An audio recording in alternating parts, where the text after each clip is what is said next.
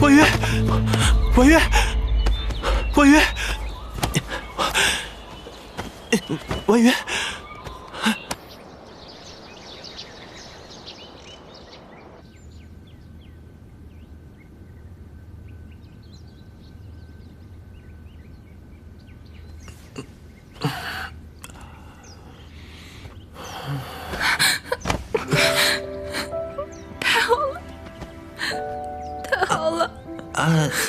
看到你没事，真的太好了。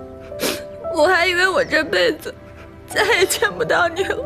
行，我没事，你放松，放松。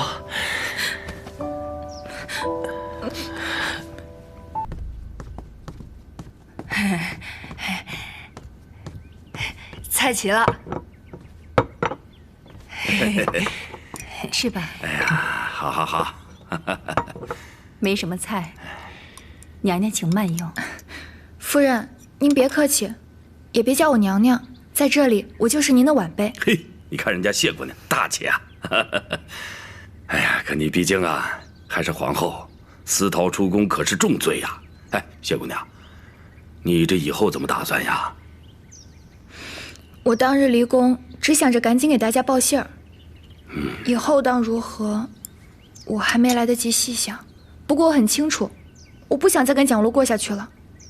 原本还想着和离，现在只求能够平安脱身就好。好。这样啊。伯母，您别担心，这是我与蒋璐的事。如果他找来，我绝对不会拖累你们的。拖累？什么拖累不拖累的？咱搬家就不怕事多，而且，就算你没来，蒋璐还是会找我们麻烦的。那既然你现在不知道该怎么办，就先跟着我们吧。是啊，彼此也好有个照应啊。对，反正你也不稀罕那个什么皇后，以后啊就让恒儿照顾你吧。爹，老爷，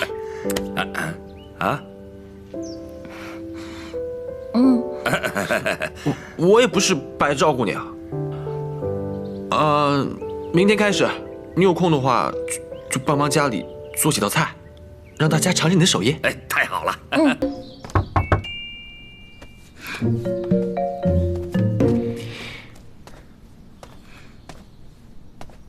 这偷偷摸摸的干嘛呢？女孩子的事情你别管。哎，我给你带了好东西。这是什么？这个是红薯，是阿克西王子叫人送来的，听说又甜又香，你赶紧吃吃看。来，你也尝尝。不用，我不饿，你吃吧。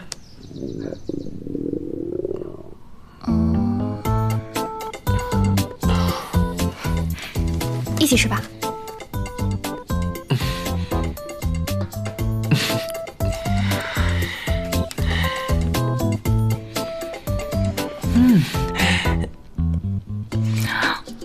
怎么了？这么难吃吗？我只是觉得这个红薯真甜，真好吃。好吃，你干嘛哭啊？人家激动不行吗？吃个红薯激动什么？前几天也没饿着你啊。行，你别哭了。那不然这也给你吃吧。